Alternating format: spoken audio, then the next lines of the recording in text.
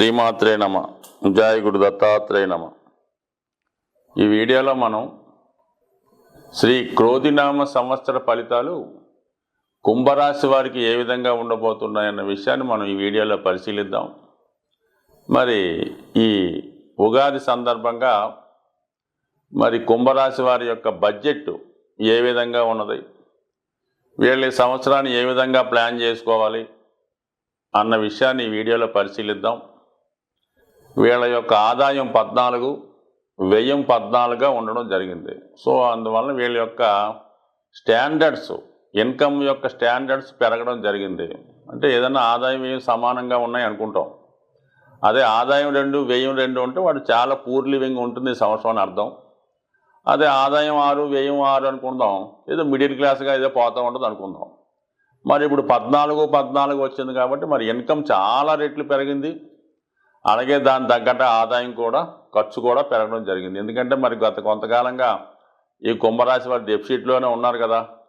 ఒకేసారి ఆదాయం పెరగడంతో పాత అప్పులే తీర్చుకొని కొంతవరకు బయటపడే ఆలోచనలో మొత్తం మీద ఈ సంవత్సరం చివరి నాటికి జీరో బడ్జెట్ అన్నమాట. మిగులు ఉండదు, తగులు ఉండదు, అప్పులాగా ఉంటుంది, ఆదాయం అంతా ఖర్చు అవ్వడం జరుగుతుంది. అంటే వడ్డీలు కట్టినాక వాటికి సరిపోద్ది అనమాట. అయితే మొత్తం స్టాండర్డ్ లివింగ్ బాగుంటుంది, ఫస్ట్ క్లాస్లో ప్రయాణం చేయనట్టు ఉంటుంది లైఫ్ అంతా కూడా ఈ సంవత్సరం వరకు. సో దాన్ని జాగ్రత్తగా ప్లాన్ చేసుకోండి. ఇంకా మరి ఆదాయం ఎటు పెరిగింది కాబట్టి మరి ఎప్పుడూ ఉన్నటువంటి చికాకులు ఉంటాయి కాబట్టి కొంతవరకు ఖర్చులు తగ్గించుకుంటే, కనీసం ఒక 30% తగ్గించుకుంటే మీరు గతంలో ఉన్నటువంటి అప్పుల నుంచి బయటపడే అవకాశం ఉండదు. సో ఇది పక్కన పెడితే రాజపూజ్యం 6, అవమానం 1. సో ఇది కూడా బాగుంది. ఎందుకంటే రాజపూజ్యం బాగుందంటే కంపల్సరీగా మీరు మీ రుణదాతల దగ్గర నుంచి మాట పడకుండా వాళ్ళ టైంకి వాళ్ళు పే చేయడం జరుగుతుంది. అలాగే ఉద్యోగస్తులకి ఎలాగ ఉంటుందంటే గతంలో ఆగిపోయిన ప్రమోషన్ కానీ, అలాగే తొందరగా మీకు ప్రమోషన్ రావడం, అలాగే వృత్తిలో మీరు కష్టానికి తగ్గట్టుగా హోదా పెరగడం, ఏదో ఒక గుర్తింపు, అధికారుల ప్రశంసలు రావడం జరుగుతుంది. అంతకని ఏముంటుంది రాజపూజ్యం అంటే. అవమానం చాలా తక్కువగా ఉంది కాబట్టి 99% ఇచ్చిన మాట నిలబెట్టుకుంటారు. అలాగే రాజకీయ రంగంలో ఉన్న వాళ్ళకి వాళ్ళు కోరుకున్న పార్టీలో, వాళ్ళు ఉన్న పార్టీలో సీటు, టికెట్ వస్తుంది.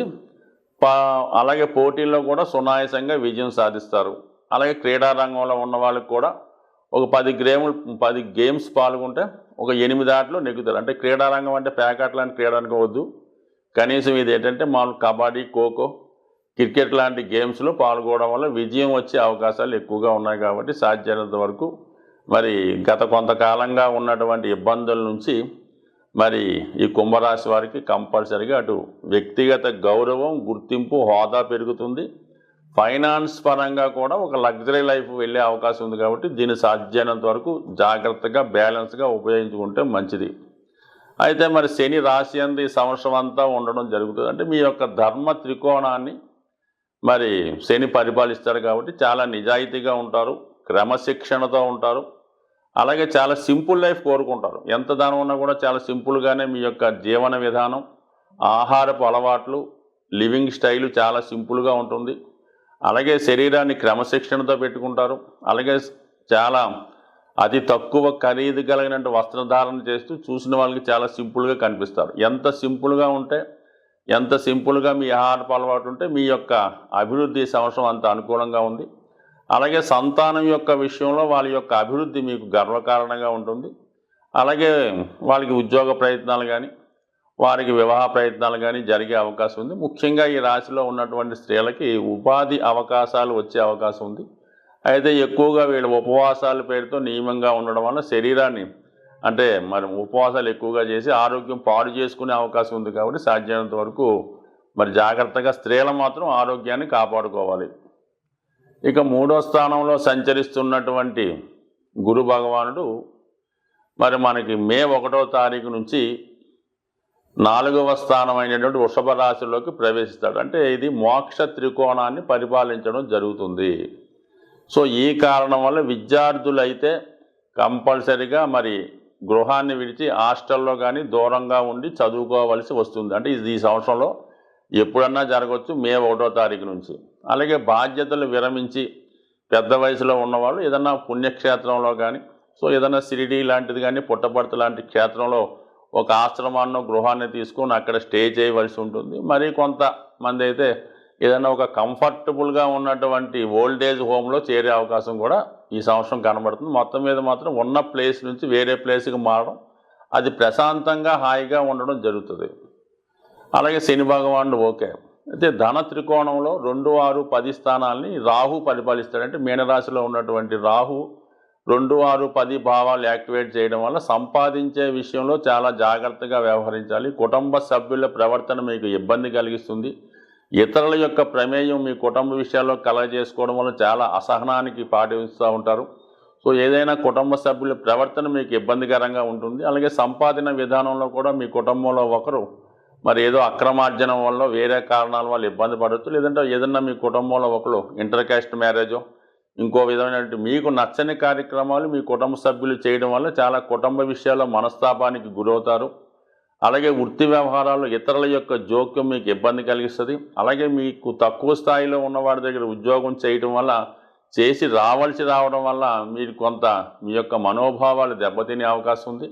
బట్ ఏదైనా సర్దుకుపోవడం తప్ప మనం చేసేది ఏమీ లేదు కాబట్టి కొంతవరకు జాగ్రత్తగా సహనంగా వ్యవహరించడం అనేది ఈ రాశి వారికి అనుకూలమైన స్థితి. అయితే కంపల్సరీగా ఈ రాశివారు మరి శని భగవాని అనుగ్రహం కోసం ఖచ్చితంగా వీలైతే ఏదో ఒక నియమం పాటించడం, క్రమశిక్షణతో వ్యవహరించడం, ప్రతిరోజు కూడా శివనామస్మరణ పఠించడం, అలాగే దక్షిణామూర్తి ఆరాధనతో మీ యొక్క ఆధ్యాత్మికమైన ప్రశాంతమైన జీవితాన్ని గడిపే అవకాశం ఉంది. కాబట్టి సాధ్యమైనంత వరకు కుంభరాశి వారి యొక్క లైఫ్ స్టైల్ పెరిగింది, జీవన విధానం పెరిగింది, లైఫ్ స్టైల్లో ఉన్నటువంటి సక్సెస్ రేటు పెరిగింది. కాబట్టి మరి కొంతవరకు మిమ్మల్ని మీరు తీర్చిదిద్దుకొని మీ యొక్క సక్సెస్ రేట్ని 10 మందికి పంచిపెడతారని ఆశిస్తూ, సాధారణంగా ఈ గ్రహాలు అంటే మనం మాస ఫలితాలు, వార ఫలితాలు, సంవత్సర ఫలితాలు చూసుకున్నప్పుడు గ్రహాలు ఒక రాశి నుంచి ఒక రాశికి మారుతున్నప్పుడు అవి సువర్ణమూర్తి,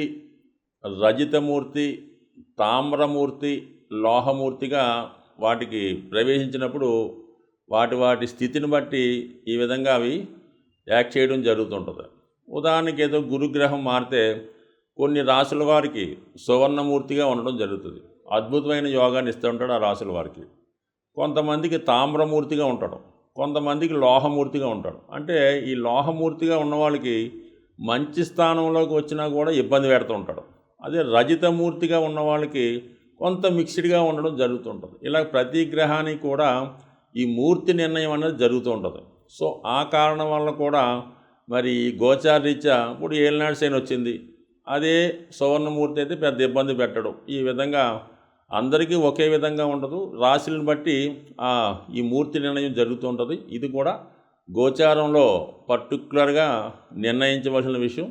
అది వ్యక్తిగతంగా మీరు పర్సనల్గా ఎవరైనా జ్యోతిష్కుని చూపించుకున్నప్పుడు ఆ గ్రహం ఏ భావంలోకి వస్తుంది, అది ఏ మూర్తిగా నిర్ణయించడం జరిగింది అన్న విషయం మీదే ఆ ఫలితం ఆధారపడి ఉంటుంది. అలాగే గ్రహాలు మారినప్పుడు కూడా అష్టక వర్గు అని ఒకటి ఏర్పడుతుంటుంది. అంటే ఒక్కొక్క గ్రహం కొన్ని బిందువులు ఇస్తూ ఒక సామూహికంగా ఒక అష్టక వర్గు ఏర్పడుతుంటుంది. సో ఈ అష్టక వర్గులో విడివిడిగాను అష్టవర్గం ఉంటుంది, అన్నిటికీ కలిపి ఒక అష్టవర్గం ఉంటుంది. సుమారుగా శని మీ జాతకంలో ఒక 7 గ్రహాలు ఉన్న రాశి మీద, శని 7 బిందువులు ఇచ్చినటువంటి రాశి మీద సంచరించినప్పుడు అది ఏ భావమైన అద్భుతమైన ఫలితాలు ఇవ్వడం జరుగుతుంది.